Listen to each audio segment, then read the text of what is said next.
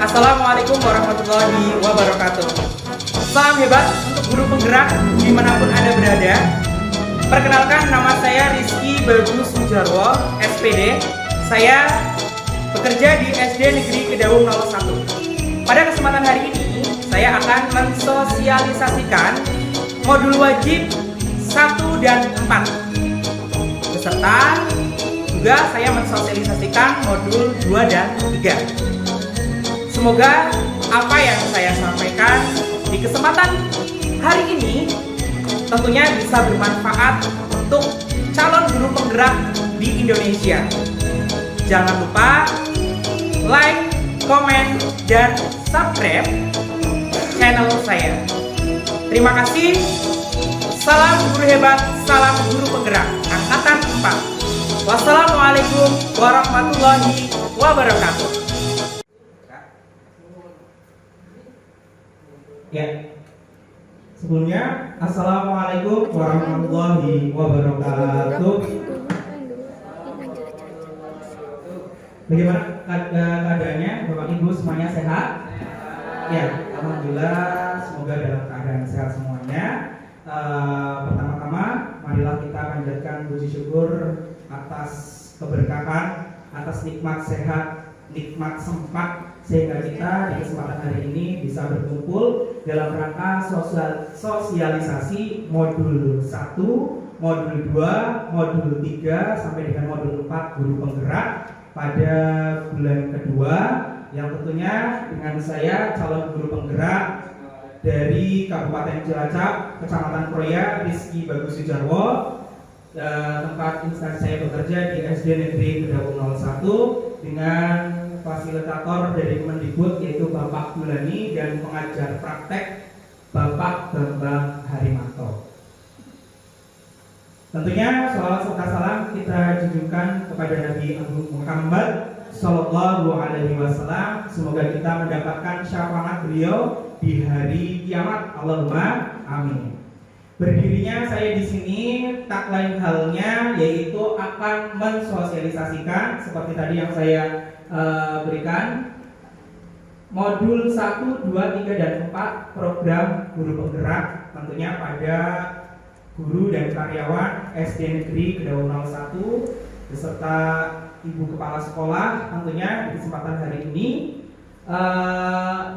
Yang pertama, yang paling utama tentunya adalah dalam guru penggerak itu ada yang namanya salam dan bahagia.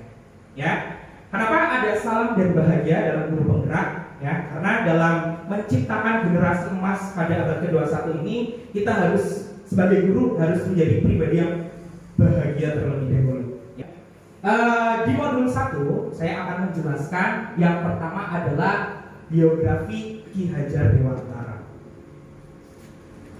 Kementerian Pendidikan Republik Indonesia mengambil kembali tokoh luar biasa yang tentunya kita semuanya tahu ya, di jenjang SD sampai ke jenjang perguruan tinggi kita sudah diberitahu oleh guru-guru kita pada zaman dulu tentang sosok hebat Ki Hajar Dewantara. Kemendikbud mengusung tokoh dengan nama Raden Mas Suwadi Surjaningrat. Beliau lahir di Yogyakarta tanggal 2 Mei 1889. Hari lahirnya diperingati sebagai Hari Pendidikan Nasional. Sedangkan beliau wafat pada tanggal 26 April 1959 pada usia ke-70 tahun. Pada usia 40 tahun kalender Jawa, beliau merubah namanya menjadi Ki Hajar Dewantara. Beliau merubah namanya tanpa menggunakan gelar bangsawan karena beliau ingin dekat dengan masyarakat. Next. Pada tanggal 3 Juli 1922 di Yogyakarta, beliau mendirikan Taman Siswa. Tujuan beliau mendirikan sekolah tersebut karena menurut KHD, pendidikan di Indonesia tidak akan pernah maju selama sistem pendidikannya mengikuti sistem pendidikan kolonial yang bersifat diskriminatif. dan mengabaikan nilai-nilai kebudayaan setempat. Jadi Ki Hajar Dewantara dengan semangatnya itu betul-betul ingin menciptakan pendidikan yang lebih fleksibel, pendidikan yang tidak yang memihak kepada anak, pendidikan yang memihak kepada murid seperti itu, tanpa adanya diskriminatif. Terus prinsip dasar penyelenggaraan pendidikan di taman siswa adalah, kita sudah tahu ya semuanya ya, ingatso sungtulodo ing madyo mangun karso tutpuri handa yani, yang mana di depan memberikan sebuah contoh edukasi kepada anak didik kita, kepada keluarga kita, kepada teman-teman kita, dan di tengah memberikan sebuah semangat atau dorongan. Sedangkan yang terakhir adalah di belakang memberikan dorongan atau motivasi kepada peserta didik kita terutama. Kita mengenal hingga saat ini sebagai semboyan pendidikan nasional, dan ini merupakan sebuah pegangan untuk kita melangkah ke depan untuk lebih baik lagi, terutama dalam dunia pendidikan. Next. Pada modul 1.1 yaitu refleksi filosofis pendidikan nasional Ki Hajar Dewantara. Dasar pendidikan KHD yaitu menuntun. Ya, maksudnya pendidikan itu adalah menuntun segala kekuatan kodrat yang ada pada anak-anak agar mereka dapat mencapai keselamatan dan kebahagiaan yang setinggi-tingginya baik sebagai manusia maupun sebagai anggota masyarakat. Tugas kita sebagai guru mendidik dengan bahagia, tentunya bukan hanya mendidik, kita juga menuntun anak untuk mencapai keselamatan dan kebahagiaan, baik kebahagiaan dia sebagai manusia maupun nanti sebagai masyarakat. Pendidikan itu hanya dapat menuntun tumbuh atau hidupnya kekuatan kodrat yang ada pada anak-anak agar dapat memperbaiki perilakunya, hidup dan tumbuhnya kekuatan kodrat anak. Jadi nanti anak memiliki sebuah kodrat. Yang pertama adalah kodrat zaman, yang kita harus selalu menuntun perilakunya sehari-hari sehingga mereka memiliki karakter yang baik untuk terwujudnya nanti profil pelajar Pancasila. Next. Kodrat anak yaitu merdeka dan bermain. Di usia anak SD itu jangan bapak ibu guru harus fleksibel, jangan menuntut anak harus menyelesaikan kurikulum selesai gitu, tidak. Karena dunia mereka adalah masih dunianya bermain. Artinya kita harus bisa betul-betul menginovasi pembelajaran agar anak itu tidak bosan, sehingga mereka itu sangat antusias untuk mengikuti pembelajaran sesuai dengan kodrat mereka. Itu harus merdeka belajar, ya, yaitu dengan menyelingi nyanyian mungkin atau tepuk-tepuk atau yang lainnya, sehingga anak itu akan merasa bahagia untuk bisa menerima pembelajaran tanpa adanya sebuah tekanan seperti itu. Kodrat anak yaitu bermain adalah suatu kodrat anak tadi. Pikiran, perasaan, kemauan, tenaga, cipta, rasa, karsa, karya, dan pekerti sudah ada pada diri anak. Permainan anak dapat menjadi bagian pembelajaran di sekolah. Setiap anak kodratnya adalah suka dengan bermain. Di dalam bermain, anak bisa belajar dan mendapatkan pendidikan karena setiap anak senang melakukan permainan. Jadi KHD ini betul-betul merefleksikan sebuah pendidikan itu tanpa adanya diskriminasi.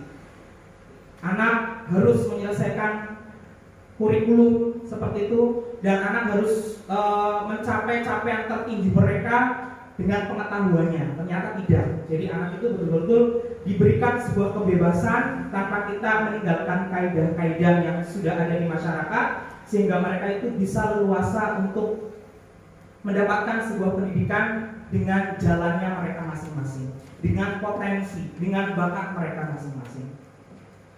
Selanjutnya adalah pendidikan yang berpihak pada anak. Pendidikan itu sejatinya bukan berpusat pada guru saja. Guru hanya menjelaskan tanpa anak adanya gerakan sama sekali.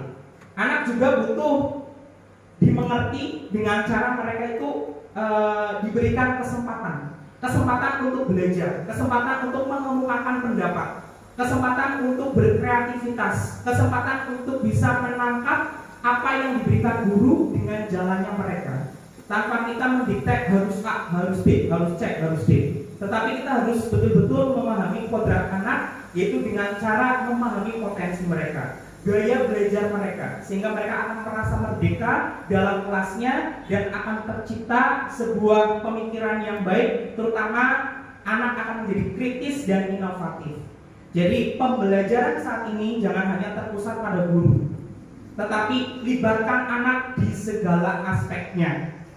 Contohnya adalah ketika mereka diberikan sebuah proyek tentang tugas fotosintesis contohnya. Maka libatkan anak, kita bawa keluar kelas, kita bawa pohon, kita beritahu di situ ada komponen biotik, abiotik, sehingga anak merasa akan lebih mengena. Pembelajaran pun akan menyenangkan dan bermakna, sehingga anak tidak bosan di dalam kelas hanya menulis, tetapi mereka akan lebih merdeka lagi karena mereka mengetahui secara konkret bagaimana suatu proses itu terjadi. Untuk selanjutnya adalah modul 1.2, yaitu nilai dan peran guru penggerak. Saya sudah belajar ini, apa saja peran kita dan nilai. Yang pertama adalah mandiri, reflektif, kolaboratif, inovatif, dan berpihak pada murid.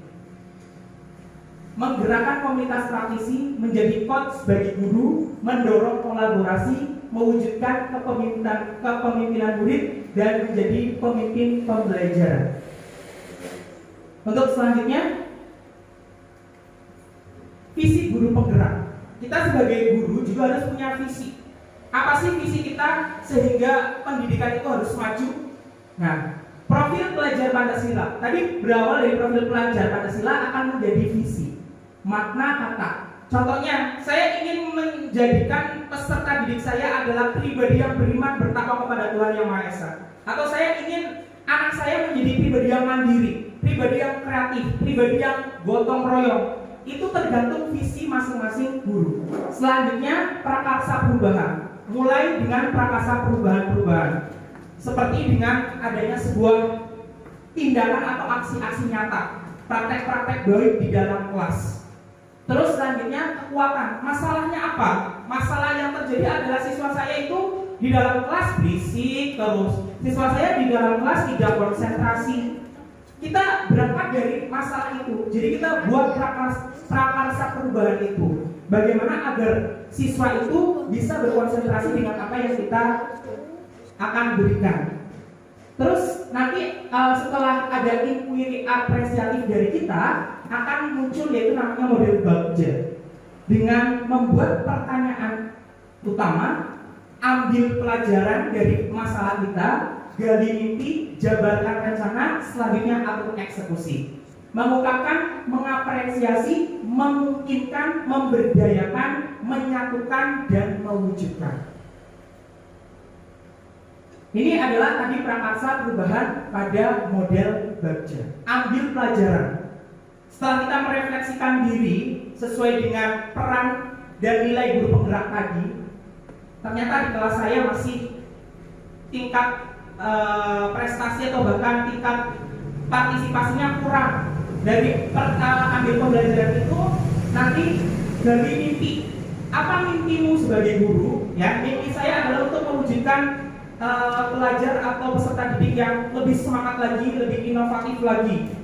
Lanjutnya jabarkan rencana. Bapak Ibu guru menjabarkan rencana. Pada bulan sekian mau apa? Pada semester sekian apa yang akan dilakukan? Dan selanjutnya adalah kita eksekusi.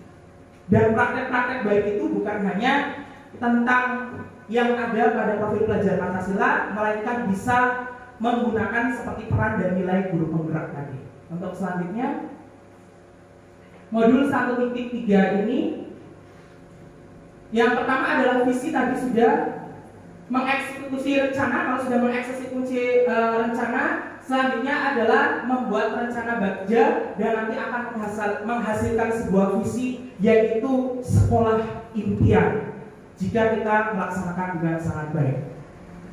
Selanjutnya adalah modul 1.4. Tadi di modul 1.3 yaitu tentang budaya positif. Sekolah kita itu harus menjadi sekolah yang dengan kebudayaan yang positif. Kita ambil contoh perbandingannya dengan hidup tumbuh-tumbuhan seorang petani. Dalam hakikatnya sama kewajibannya dengan seorang pendidik yang menanam padi. Misalnya hanya dapat menuntun tumbuhnya padi, ia dapat memperbaiki kondisi tanah, memelihara tanaman padi, memberi pupuk dan air, membasmi ulat-ulat atau jamur-jamur yang mengganggu hidup tanaman padi dan lain sebagainya. Ilusi guru mengontrol murid. Pada dasarnya kita tidak dapat memaksa murid untuk berbuat sesuatu jikalau murid tersebut memilih untuk tidak melakukannya. Walaupun tampaknya kita sedang mengontrol perilaku murid tersebut, hal ini karena murid tersebut sedang mengizinkan dirinya dikontrol. Saat itu bentuk kontrol guru menjadi sebuah dasar yang dipilih murid tersebut. Teori kontrol menyatakan bahwa semua perilaku memiliki tujuan, bahkan terhadap perilaku yang tidak sesuai. Jadi kita sebagai guru itu betul-betul harus menganalisis, harus bisa mengerti, memahami, terutama dalam hal komunikasi, apa kemauan dari murid. Ketika mereka menunjukkan reaksi-reaksinya atau dengan tindakan-tindakannya, ternyata mereka itu butuh diperhatikan. Kita sebagai orang dewasa jangan lantas mengejas, kayak paling ini, paling ini. Coba ditanyakan, kalau bisa duduk bersama, apa yang diinginkan, apa yang sebenarnya dimau oleh anak didik kita, peserta didik kita. Oh, ternyata mereka inginnya ini itu. Kita sebagai orang dewasa saja ketika keinginan kita tercapai, kita akan senang, iya atau tidak? Pasti ketika keinginan kita tidak tercapai, kita akan menunjukkan reaksi-reaksi yang mungkin akan baik itu yang positif ataupun yang negatif. Ternyata itu juga merupakan sebuah reaktif dari peserta didik kita. Yang paling utama kuncinya adalah sebuah komunikasi. Yang kedua adalah perhatian kita. Bagaimana kita harus bisa duduk bersama dengan anak, bisa mengkomunikasikan dengan baik. Selanjutnya, dapatkah kita mengontrol seseorang? Di sini ada stimulus respon dan teori kontrol. Kita mencoba mengubah orang agar berpandangan sama dengan kita. Ini yang responnya. Perilaku buruk dilihat sebagai suatu kesalahan. Orang lain bisa mengontrol saya bisa mengontrol orang lain. Pemaksaan ada pada saat bujukan gagal. Model berpikir menang atau kalah. Teori kontrol, kita berusaha memahami pandangan orang lain tentang dunia. Jadi ketika kita sebagai guru itu harus memiliki teori kontrol, bukan hanya respon. Kita mau mengubah dunia, kita hanya menunjuk A, menunjuk B. Kamu harus jadi anak yang baik ya, sudah. Tanpa kita memahami pandangan orang itu seperti apa, kita harus betul-betul menggali, komunikasikan segala sesuatunya. Yang kedua, semua perilaku memiliki tujuan. Jadi semua perilaku yang ditunjukkan, entah itu anak kita, entah itu orang dewasa, mungkin teman rekan kerja kita, ketika mereka menunjukkan perilaku yang mungkin tidak sesuai dengan hati kita, coba kita tanyakan, kita duduk bersama, apa yang harus kita lakukan bersama. Kita harus saling pengertian dan saling memahami satu sama lain. Hanya Anda yang bisa mengontrol diri Anda. Anda tidak bisa mengontrol orang lain. Kolaborasi dan konsensus menciptakan pilihan-pilihan baru, model berpikir menang-menang. Artinya segala sesuatunya itu harus dikolaborasikan, harus dirundingkan antara pihak satu dan pihak yang lain. Apakah makna disiplin? Ini adalah yang akan kita capai hari ini. Dalam modul 1.4 ini, sebuah kebudayaan positif di sekolah, terutama disiplin, itu akan tertanam dengan baik. Manakala, saya jelaskan dulu, berasal dari bahasa Latin disiplina, yang artinya belajar. Disiplin diri membuat orang menggali potensinya menuju sebuah tujuan apa yang dia hargai. Namun dalam budaya kita, makna kata disiplin telah berubah menjadi sesuatu yang dilakukan seseorang pada orang lain untuk mendapatkan kepatuhan. Kecenderungan umum adalah menghubungkan kata disiplin dengan ketidaknyamanan, bukan dengan apa yang kita hargai atau pencapaian suatu tujuan yang mulia. Teori motivasi perilaku manusia. Di sini ada motivasi, ada dua. Yang pertama adalah internal, yang kedua adalah eksternal. Motivasi eksternal untuk menghindari ketidaknyamanan atau hukuman. Apa yang akan terjadi apabila saya tidak melakukannya? Yang kedua adalah motivasi eksternal untuk mendapatkan imbalan dari orang lain, institusi, apa yang akan saya dapatkan apabila saya melakukannya. Dan yang terakhir adalah untuk menghargai diri sendiri, menjadi insan sesuai harapan kita. Saya akan menjadi orang yang seperti apa bila saya melakukannya. Ini motivasi internal, tujuan disiplin positif. Next. Lalu harus ada apa di dalam kelas ini agar anak itu disiplin tetapi sesuai dengan kesadaran diri. Bukan hanya kita dilarang untuk membuang sampah di tempat di sembarang tempat. Dan itu menjadi sebuah peraturan kelas. Atau bahkan jangan ngobrol ketika pelajaran dimulai. Dan itu toh yang harus mereka ingat. Nanti kalau kelasnya kotor nanti akan dapat hukuman dari Pak Guru. Mungkin suruh nulis yang banyak banget atau apa. Itu juga merupakan hal-hal yang nanti Pak kembali ke tadi. Ya. Nanti akan keyakinan kelas, hukuman dan penghargaan. Kita akan menjelaskan ini semuanya. Apakah yang kita lakukan selama ini sudah betul? Apakah peraturan yang di dalam kelas itu sudah betul untuk peserta didik kita gitu ya? Mengapa tidak peraturan saja? Mengapa harus keyakinan kelas? Kita sudah mengubah semua paradigma yang zaman-zaman dahulu. Itu ternyata paradigma yang membuat peserta didik menjadi terkekang, menjadi peserta didik tidak bahagia untuk bisa mencapai kemerdekaan dalam belajarnya. Mengapa kita memiliki peraturan harus menggunakan helm bila mengendarai kendaraan roda 2? Ada yang tahu? Agar kita apa? Iya, agar kita selamat dari kecelakaan. Mengapa kita memiliki peraturan 3M? Menggunakan masker, mencuci tangan, dan menjaga jarak. Agar kita terhindar dari corona, agar kita sehat, betul. Untuk mendukung motivasi intrinsik, kembali ke nilai-nilai keyakinan-keyakinan lebih menggerakkan seseorang dibandingkan mengikuti serangkaian peraturan-peraturan. Penghargaan menghukum mereka yang tidak mendapatkan penghargaan, misalnya sistem ranking. Terus mendapatkan ranking kedua akan merasa dihukum. Makanya yang dicanangkan saat ini itu tidak ada ranking-rankingan. Anak itu sama, anak itu terlahir dengan bakat mereka masing-masing sesuai dengan kodrat alam, sesuai dengan kodrat zaman. Saya mengalami ketika saya tidak dapat ranking di dalam kelas, itu memang betul-betul mental saya down. Ya karena itu tadi, tidak adanya sebuah penghargaan yang baik. Karena salah tujuan, maka akan tidak baik pula ke depannya. Penghargaan dan hukuman adalah hal yang sama, karena keduanya mencoba mengendalikan perilaku seseorang. Karena orang pada dasarnya tidak suka dikendalikan dalam jangka waktu lama, penghargaan akan terlihat sebagai hukuman. Jika suatu penghargaan diharapkan, namun Anda tidak mendapatkannya, Anda akan merasa dihukum. Next, Pak. Perbedaan hukuman dengan konsekuensi. Ketika saya sudah menerapkan sebuah hukuman atau konsekuensi, saya sekarang akan menjelaskan apa itu hukuman, apa itu konsekuensi. Hukuman itu sesuatu yang menyakitkan dan harus terjadi. Yang kedua, membuat anak sakit, baik sakit fisiknya maupun hatinya. Karena kita itu sedang pada modul 1.4, terutama budaya positif yang hubungannya dengan disiplin. Apakah praktek-praktek yang sudah kita lakukan di dalam kelas sudah betul? Kita mencoba refleksikan. Berawal dari hukuman tadi ya. Selanjutnya adalah anak membenci kedisiplinan. Hukuman itu paksaan. Hukuman itu mendorong anak menyakiti diri sendiri. Hukuman itu hukuman itu konsep diri yang buruk.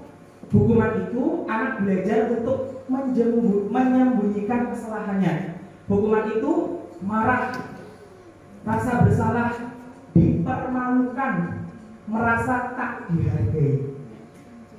Selanjutnya adalah konsekuensi. Sesuatu yang harus terjadi, membuat anak merasa tidak nyaman dalam waktu yang pendek. Anak menghargai disiplin, stimulus tanggapan, mendorong anak agar mudah menyesuaikan diri, konsep diri yang baik, anak belajar untuk mematuhi peraturan, kehilangan hak, dibuat tidak nyaman, diasingkan untuk sementara atau time off. Next. Tindakan guru. Contohnya, hukumannya. Mencatat 100 kali di dalam buku kalimat, saya tidak akan terlambat lagi. Kita tahu praktek-praktek ini sering dilakukan ya di sekolah-sekolah, terutama hukuman. Lari mengelilingi lapangan basket 2 kali karena terlambat hadir di sekolah. Ini juga hukuman. Padahal kita tahu tadi bahwa hukuman itu ternyata dampaknya bagi anak, baik psikisnya ataupun fisik mereka itu tidak baik. Murid diminta untuk push up 15 kali karena tidak menggunakan masker ke sekolah. Menggantikan kertas tugas teman yang telah dicoret-coret. Membersihkan tumpahan air di meja tulis karena tersenggol pada saat belajar. Meminta murid tidak mengenakan sepatu seharian di sekolah karena tidak mengenakan sepatu warna hitam. Ini contoh hukuman ya. Lari mengelilingi lapangan basket 2 kali karena terlambat 10 menit untuk pelajaran PJOK. Nah, ini merupakan tindakan guru pada proses hukuman. Next. Ya, betul. Tadi hukuman ya. Dia apa? Menggantikan kertas hukuman, sanksi atau konsekuensi hukuman. Nah, saya bedakan di sini ya. Saya tidak akan terlambat lagi ke sekolah. Itu termasuk dari hukuman. Mengelilingi lapangan basket itu termasuk apa? Hukuman. Terus murid diminta untuk push up 15 kali itu juga termasuk hukuman. Menggantikan kertas. Jadi ketika dia mencoret-coret kertas, dia menggantikan kertas. Jadi itu namanya adalah konsekuensi atau sanksi. Ya, konsekuensi dari kamu mencoret-coret teman kertas ya, kamu harus mengganti, itu namanya konsekuensi, tapi bukan hukuman. Terus membersihkan tumpahan air di meja tulis. Tadi tumpahan airnya kesenggol, gelasnya kesenggol dan tumpah. Mereka itu suruh membersihkan. Nah, itu namanya konsekuensi bukan hukuman. Meminta murid mengenakan sepatu, tidak mengenakan sepatu itu namanya hukuman. Lari mengelilingi basket karena terlambat itu juga karena konsekuensi. Kalau konsekuensi lebih bagaimana dia berbuat sesuatu, maka dia harus melakukan sesuai apa yang mereka perbuat. Tapi kalau hukuman langsung saja lari 2 kali mengelilingi lapangan basket karena terlambat, itu hukuman. Tapi kalau konsekuensi adalah bagaimana dia menggantikan kesalahan mereka. Next.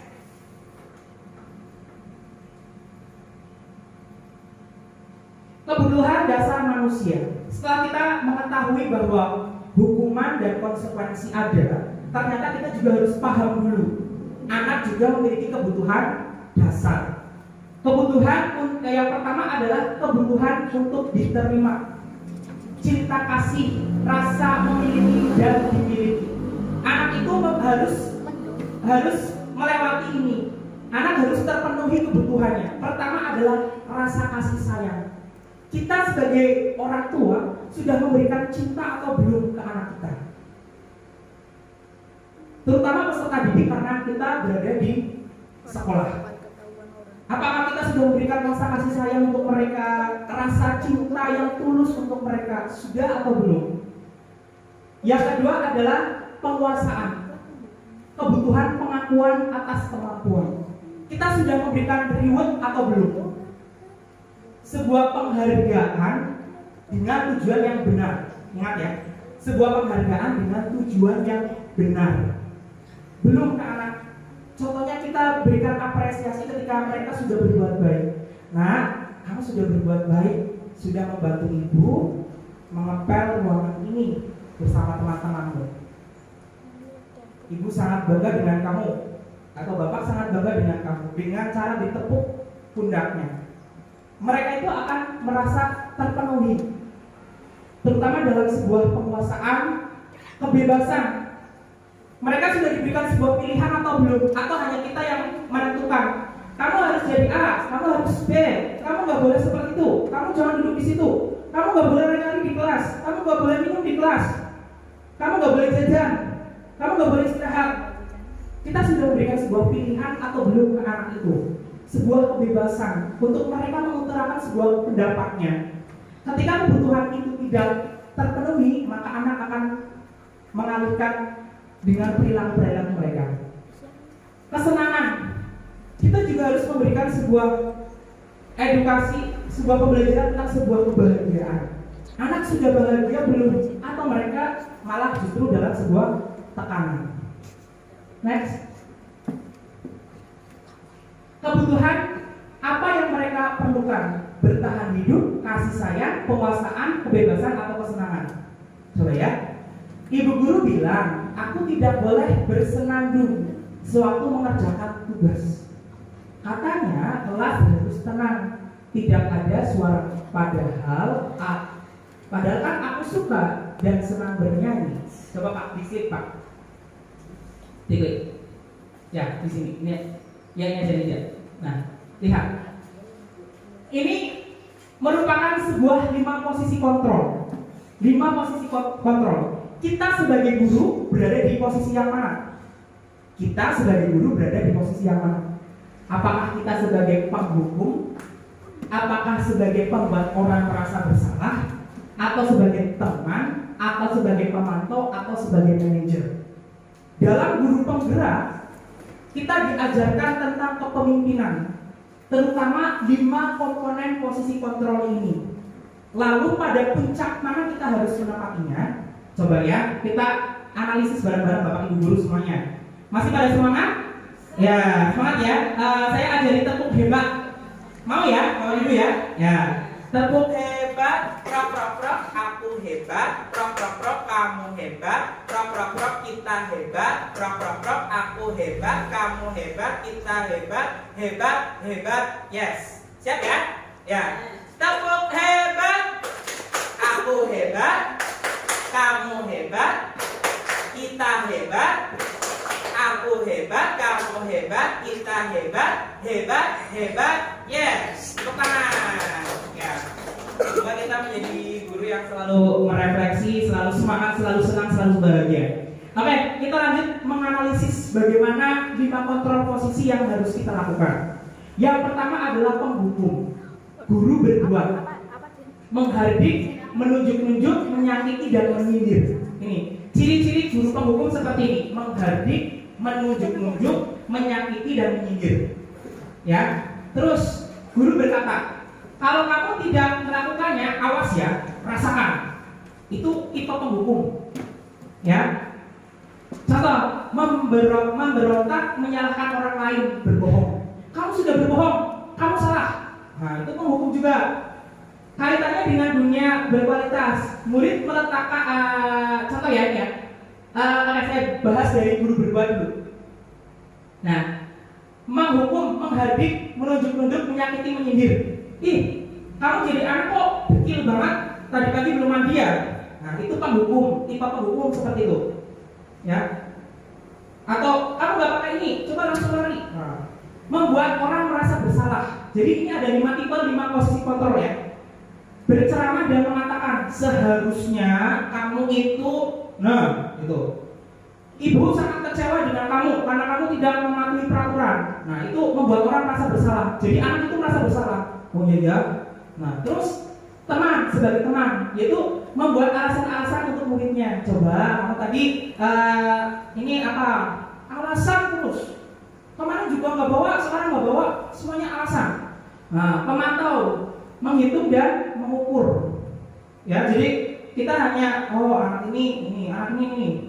Tidak melambat ini gara-gara ini kayak gitu. Jadi kita hanya mengukur anak tanpa adanya sebuah bukti yang nyata seperti itu. Terus manajer. Kalau sebagai manajer, kita itu mengajukan pertanyaan. Contoh anak telat. Kalau menghukum langsung lari. Nah, itu menghukum. Kalau kita membuat orang bersalah, kamu telat lagi ya. Bu guru sangat kecewa sama kamu. Nah, itu membuat orang merasa bersalah. Teman, itu membuat tadi alasan-alasan. Sedangkan posisi yang baik itu adalah sebagai manajer, mengajukan pertanyaan terlebih dahulu. Nah, sini ikut Pak Guru, terlambat ya. Kita peluk dulu, sambil kita tutur, suruh duduk. Nah, tadi terlambat, iya. Pak Guru tanya boleh. Kita jangan membuat anak itu merasa terancam. Kita boleh tanyakan dulu, tadi sudah sarapan? Sudah Pak. Pakai apa? Tadi pakai telur Ibu. Oh, pakai telur ya. Hari ini terlambat ya? Ya Pak Guru, saya terlambat. Tanyakan. Tadi dari rumah, kenapa bisa terlambat? Maaf Pak, ayah saya sakit. Saya harus menemani ayah dulu. Ini adalah posisi manajer. Jadi anak berangkat datang, langsung dihukum, lari lapangan, tanpa kita tahu bahwa anak itu datang terlambat karena ada suatu hal yang mungkin tidak bisa ditinggalkan. Karena mungkin sedang dengan ayahnya saja, ayahnya sedang sakit, sehingga dia berangkat ke sekolah terlambat. Itu contoh, itu adalah posisi control manager yang di guru penggerak betul-betul harus ditanamkan. Bacalah kalimat berikut ini dengan ada suara posisi kontrol, penghukum, teman, pemakai manajer. Apa yang kalau penghukum? Apa yang sedang kamu kerjakan? Nah, teman, apa yang sedang kamu kerjakan? Kalau pemakai manajer, apa yang sedang kamu kerjakan? Nah? Ya. Selanjutnya, restitusi. Apa itu restitusi? Kita akan belajar ini. Anak-anak saya juga sudah tahu apa itu restitusi. Restitusi adalah proses menciptakan kondisi bagi murid untuk memperbaiki kesalahan mereka. Ini yang penting dari poin 5 posisi kontrol tadi. Ternyata kita akan belajar tentang sebuah restitusi, sehingga mereka bisa kembali pada kelompok mereka dengan karakter yang lebih kuat lagi. Ya, setelah kita mempelajari 5 kontrol tadi, kita di posisi yang mana? Ternyata dalam modul 1.4 ini digunakan sebuah segitiga restitusi. Apa ini? Next.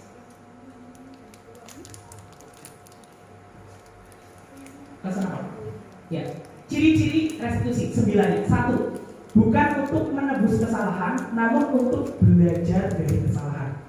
Yang kedua, memperbaiki hubungan. Yang ketiga, tawaran. Sebuah tawaran, bukan paksaan.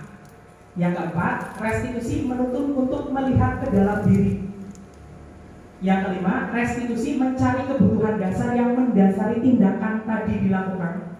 Yang keenam, restitusi diri adalah cara yang paling baik untuk memperbaiki diri. Yang ketujuh, restitusi fokus pada karakter bukan tindakannya, karakternya.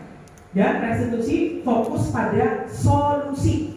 Ya. Yang terakhir adalah restitusi mengembalikan murid yang berbuat salah pada kelompoknya. Next. Ini adalah segitiga restitusi. Kita sudah praktekkan, kita sudah belajar aksi nyata, divideokan, kita buat jurnalnya. Ini adalah program yang sangat baik di guru penggerak. Karena setiap materi ada praktek nyata. Setiap materi ada praktek nyata, terdokumentasi dengan baik dan kita upload di LMS Kemendikbudristek. Nilai apa yang telah kita sepakati? Kamu ingin menjadi orang seperti apa? Kamu bukan satu-satunya yang pernah melakukan ini. Setiap orang pasti pernah melakukan kesalahan. Adakah cara yang lebih efektif untuk mendapatkan apa yang kamu butuhkan? Kamu tentu punya alasan mengapa melakukan itu. Nah, jadi ini segitiga yang harus dipegang oleh seorang manajer. Manajemen keyakinan, menstabilkan identitas, validasi tindakan yang salah. Saya ambil contoh tadi murid yang terlambat sekolah. Ya, yang pertama, nilai apa yang telah kita sepakati? Tanyakan kepada kelas. Tadi nilainya apa? Jadi di dalam kelas itu tidak ada peraturan, tapi hanya ada keyakinan kelas. Keyakinan kelas yang saya buat itu sudah ada itu di sana. Keyakinan kelas 5 itu menjadi pribadi yang sabar, menjadi pribadi yang beriman, menjadi pribadi yang jujur, menjadi pribadi yang tanggung jawab. Itu keyakinan kelas kita sudah ciptakan, kita sudah rembukan semuanya. Jadi sebelum saya mensosialisasikan ini, dalam modul ini saya terlebih dahulu sudah mensosialisasikan ke anak didik saya, terutama tentang keyakinan kelas kita. Mereka sendiri yang menciptakan. Keyakinan kelas beda dengan peraturan. Keyakinan kelas adalah apa yang dianggap mereka baik. Contohnya, saya harus jadi anak yang bertanggung jawab, Pak. Saya harus jadi anak yang sabar. Saya harus jadi anak yang menghargai satu sama lain. Saya harus menjadi anak yang beriman, bertakwa kepada Tuhan Yang Maha Esa. Saya harus menjadi anak yang suka bergotong royong. Bapak Ibu setelah ini boleh lihat keyakinan kelas 5 berada di pojok sana. Jadi yang pertama, nilai apa yang telah disepakati kelas kita. Kita tanyakan ketika anak terlambat tadi, keyakinan kelas kita apa mas? Disiplin pak. Nah, sudah tahu ya disiplin ya. Ya, nanti kamu ingin menjadi orang yang seperti apa? Coba, kalau kamu datang terlambat, kira-kira apa yang akan terjadi? Anak menjawab, Pak, saya ketinggalan pelajaran tadi. Nah, itu. Terus kamu bukan satu-satunya yang pernah melakukan. Stabilkan. Oh, salah kan? Pak Bagus juga dulu pernah terlambat sekolah kok. Itu wajar kamu berbuat salah. Gitu. Jadi kita stabilkan. Itu wajar mas, kalau berbuat salah wajar. Pak Bagus dulu juga pernah terlambat sekolah kok, kayak gitu. Sambil nada yang santai. Setiap orang pasti pernah melakukan kesalahan itu, ya. Itu. Selanjutnya, adakah cara yang lebih efektif? Kita carikan solusi ke anak. Tadi datang terlambat kan? Iya Pak. Coba biar kamu tidak datang terlambat lagi, kamu harusnya bagaimana? Saya harus tidak bermain HP Pak. Kalau malam hari, saya harus tidur lebih awal Pak. Baik, itu solusi bagus. Jadi mereka itu memperbaiki diri dengan mereka mencari solusi dalam diri mereka sendiri. Ini adalah segitiga restitusi. Lanjutnya, kamu tentu punya alasan mengapa melakukan itu. Tanyakan, Pak karena ini. Nah, nanti akan tercipta sebuah solusi. Jadi anak itu dituntut untuk mencari solusi dengan apa yang mereka perbuat. Bukan kita yang kamu harus ini, kamu harus jangan. Tapi kita harus memberikan sebuah keleluasaan. Kalau kamu melakukan hal ini, berarti kamu harus seperti apa? Kalau kamu melakukan ini, kamu juga harus seperti apa, Mas? Seperti ini. Jadi mereka itu belajar dari kesalahan mereka dan mereka memperbaiki dengan caranya mereka sendiri. Dan kita sebagai manajer harus memberikan tuntunan, memberikan sebuah pengarahan manakala responnya itu salah. Kita hanya menasihati saja. Untuk selanjutnya, Pak. Untuk membuat anak yang merasa gagal karena berbuat salah menjadi positif terhadap dirinya. Guru berkata contoh, berbuat salah itu hal yang manusiawi. Tidak ada manusia yang sempurna. Bapak Ibu juga buat salah. Kita pasti bisa menyelesaikan permasalahan ini. Bapak Ibu tidak tertarik untuk mencari tahu siapa yang benar, siapa yang salah. Bapak Ibu lebih tertarik untuk menyelesaikan masalah. Kalau kamu menyalahkan dirimu sendiri terus menerus, apakah kamu bersikap baik pada dirimu sendiri? Ini yang harus kita tanyakan. Tidak boleh menyalahkan anak. Saya tidak mencari siapa yang salah, tetapi kita berdua, kita mencari solusi agar kamu bisa memperbaiki perilakumu yang tidak baik itu. Itu yang betul.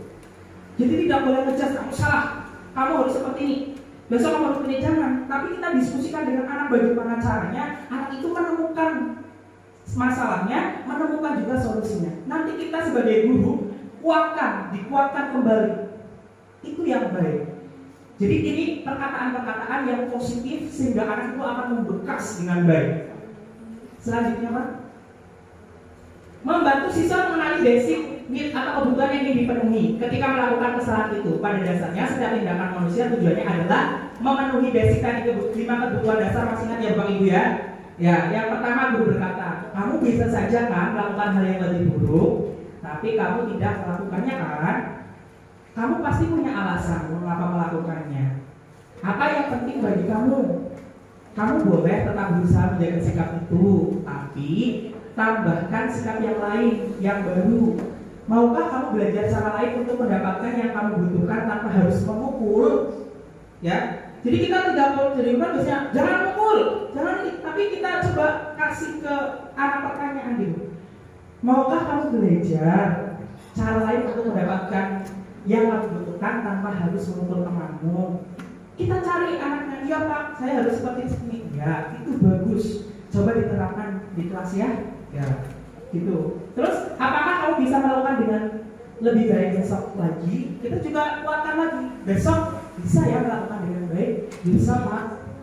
Ketika nada itu baik, nada itu positif, nada itu bisa menguatkan mereka, insya Allah paginya mereka akan tidak melakukannya lagi. Karena nasihat itu jauh lebih akan diingat ketimbang kita marah-marah. Kalau marah-marah itu hanya 1-3 jam, esok ulangi mani. Tapi ketika kita menasihati, anak akan pahamnya hari itu dan yang akan datang sampai dia dewasa. Selanjutnya, anak melihat kesalahan dihubungkan dengan norma sosial dan nilai-nilai yang mendasari manusia. Guru berkata, apa nilai yang kita percaya di kelas kita? Tadi sudah saya jabarkan bahwa nilai di kelas kita adalah kedisiplinan.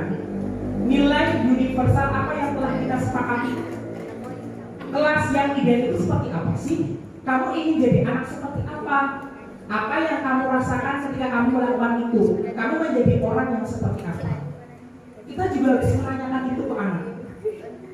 Iya Pak, saya datang terlambat. Saya jadi ketinggalan pelajaran.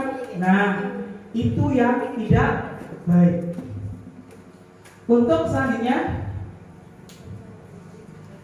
kesimpulannya, kita sudah sampai ya. Jadi dari 5 manajer tadi, kita di posisi yang mana? Kita harus di posisi yang manajer. Yang intinya adalah kita harus paham seseorang. Kita harus paham kebutuhan anak itu apa, sehingga kita bisa berkata, kita bisa menasihati dengan baik. Membentuk budaya positif di sekolah dengan berfokus pada kebutuhan murid dan pertumbuhan karakter positif bukanlah hal yang mudah. Pasti itu tantangan sekali. Pun saya juga seperti itu, terutama dalam hal melatih kesabaran. Harus sabar banget, karena segala sesuatunya memang proses. Tetapi kita bisa merencanakan yang terbaik untuk murid dan sekolah. Selanjutnya, buah dari kerja keras ini dapat terlihat ketika kita menyadari bahwa kita telah bertumbuh menjadi seorang yang dewasa ya. Jadi tidak pas di kelas 6 jadi APK, tidak. Nasihat itu akan mereka munculkan ketika mereka sudah menjadi pribadi-pribadi yang sudah dewasa. Kita telah bertumbuh menjadi seorang dewasa yang sukses di kehidupannya, pekerjaannya, dan relasinya dengan orang lain dengan karakter yang memiliki integritas tinggi, bertanggung jawab, dapat diandalkan, berbudi pekerti luhur, dan bermanfaat bagi lingkungan dan negara. Kalau bukan kita yang melakukannya, siapa lagi? Kalau bukan mulai sekarang, kapan lagi? Next. Ya, terima kasih. Pak, ke halaman tadi.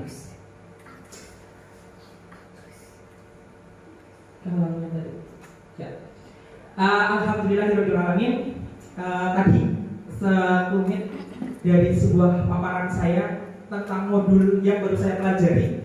Karena ada 4 modul yang ada 3 modul lagi yang belum saya jelajahi, dan waktu ini 2 bulan betul-betul sangat luar biasa, yang mana Kemendikbud memberikan sebuah fasilitas yang hebat sekali. Saya itu mendapatkan pengajar praktek yang baik, saya mendapatkan fasilitator yang baik, tentunya yang membuat saya hari ini bisa mendapatkan sebuah pengalaman yang luar biasa dengan praktek-praktek baik yang ada di modul guru penggerak. Banyak sekali merefleksi saya sebagai seorang guru, ternyata masih banyak sekali kekurangannya.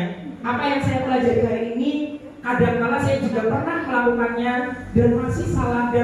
Kita manusia pasti memiliki tujuan yang baik, tetapi mungkin caranya yang salah. Dan kita wajib hukumnya untuk memperbaiki, karena kita selalu berpedoman orang yang merugi adalah orang yang tidak lebih baik daripada hari ini, seperti itu. Dan kita manusia biasa pasti pernah melakukan kesalahan, wajar. Apa yang saya presentasikan hari ini belum tentu juga saya lakukan, tetapi saya berusaha dan mencoba untuk menjadi guru yang profesional, guru yang lebih baik, guru yang bisa menjadi sebuah teladan yang baik, baik untuk teman rekan kerja saya ataupun untuk murid-murid saya di kehidupan yang akan datang. Susah, sulit, tantangannya banyak pasti, tetapi jika kita belajar untuk terus memperbaiki diri, insya Allah Allah berikan kemudahan untuk kesuksesan kita di masa yang akan datang. Allahumma amin. Tentunya tanpa ridho orang tua, ridho ibu, kepala sekolah, ridho orang tua saya belum bisa di titik ini. Dan tentunya semoga ke depan saya jauh lebih baik lagi, jauh lebih berkembang lagi, dan jauh lebih yang baik-baik lagi. Allahumma amin. Tentunya ini adalah sosialisasi saya pertama. Tidak tahu nanti selanjutnya masih ada tugas sosialisasi atau tidak. Mohon kerjasamanya, kolaborasinya untuk guru-guru semua guru-guru hebat Kedaung 01 yang tentunya nanti dengan hadirnya saya sebagai guru penggerak bisa memajukan SD Kedaung 01 lebih baik lagi, bisa berkiprah bukan hanya di SD ini tetapi di sekolah-sekolah lain, bisa membawa dampak baik di Kecamatan Kroya bahkan Kabupaten Cilacap sampai tingkat nasional. Semoga Allahumma amin. Semua itu pasti dengan doa-doa orang hebat, doa-doa Bapak Ibu semuanya. Demikian sosialisasi dari saya. Untuk selanjutnya adalah sesi pertanyaan. Apakah ada yang mau bertanya? Silakan. Satu pertanyaan. Terima kasih dari saya, Bu Siti Martuna, yang dituakan sebagai Kepala Sekolah SD Kedaung 01. Pertanyaan saya kepada Pak Bagus, apakah Bagus saat ini dalam keadaan bahagia sebagai guru penggerak? Dan selanjutnya, apakah cita-cita Pak Bagus setelah nanti menjadi guru penggerak? Terima kasih. Terima kasih. Ada pertanyaan yang lain? Mungkin malah terkait materi hari ini, boleh Pak Priyono, Bu Era? Oke, terima kasih Ibu atas waktunya, terima kasih atas pertanyaannya. Yang pertama, apakah saya sudah bahagia menjadi seorang guru penggerak? Saya masih belajar Ibu, karena saya tahu saya adalah masih pribadi yang labil, masih kadang iya kadang enggak, jadi gitu. Karena mungkin saya masih muda seperti itu dan pasti akan menjadi sebuah cerita ketika nanti saya sudah tua, ketua ibu yang sudah saya dengarkan, itu pasti. Mungkin karena saya masih golongan muda, kadang stabil iya kadang tidak seperti itu, jadi mohon maaf apabila selalu kurang seperti itu. Tapi untuk pertanyaan Ibu apakah sudah bahagia? Saya sangat bahagia mengikuti guru penggerak. Saya sangat bahagia karena ini cita-cita saya. Dari saya sekolah, saya selalu ditunjuk untuk menjadi seorang pemimpin dan ternyata ada ilmunya. Dan ini kesempatan emas bagi saya untuk bisa mengeksplor kemampuan saya, untuk bisa, mumpung saya masih muda, saya ingin cari tahu pengalaman yang sebanyak-banyaknya sehingga nanti bisa menjadi bekal saya ketika saya berada di posisi mungkin kepemimpinan, dan nanti akan sangat bermanfaat lagi ketika saya sudah menjabat apapun, baik itu guru di kelas ataupun nanti suatu saat saya menjabat lebih dari guru seperti itu. Dan pertanyaan kedua adalah cita-cita saya setelah menjadi guru penggerak, yang pertama adalah saya ingin bermanfaat untuk banyak orang. Itu cita-cita saya. Saya ingin bermanfaat untuk banyak orang. Saya ingin mengimbaskan apa yang saya miliki untuk SD saya ataupun SD di seluruh Kecamatan Kroya yang ingin menimba ilmu kepada saya. Saya terbuka sekali. Dan cita-cita yang paling tinggi itu tadi, setelah menjadi guru penggerak saya ingin menjadi orang yang bermanfaat untuk orang lain. Itu saja Ibu. Terima kasih. Ya, itu saja Bapak Ibu guru hebat. Terima kasih, dan saya berharap sekali nanti di sini muncul guru-guru penggerak selain saya, karena betul-betul program ini program yang bagus sekali. Program kepemimpinan dari Kemendikbud pun nanti banyak sekali fasilitas-fasilitas yang diberikan oleh Kemendikbud untuk guru penggerak ke depan. Insya Allah cerah. Baik yang sedang meniti karir ataupun yang sudah menjadi PNS, ASN, silakan semangat untuk menggerakkan lini kelas dulu, baru menggerakkan yang lain. Silakan. Semoga bisa membawa perubahan yang baik, terutama tentang budaya positif di sekolah. Mohon maaf apabila ada salah, saya akhiri. Wassalamualaikum warahmatullahi wabarakatuh. Assalamualaikum warahmatullahi wabarakatuh. Bismillahirrahmanirrahim. Allahumma sholli ala sayyidina Muhammadin wa ala ali sayyidina Muhammad. Assalamualaikum. Rabbi shrah li sadri wa yassir li amri wahlul 'uqdatam min lisani yafqahu qawli, amma ba'du.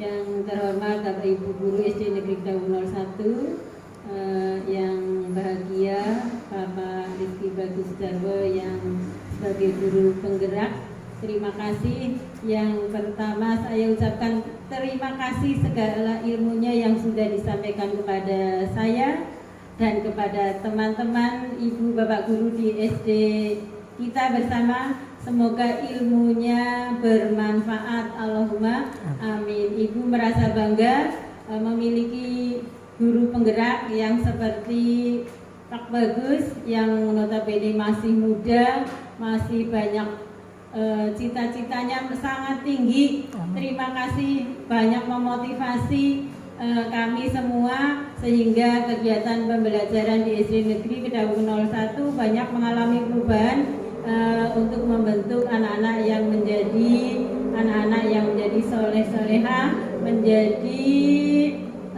satu kegiatan pembelajaran yang menuju ke budaya yang positif, sehingga nanti terciptalah satu titik, yaitu menjadi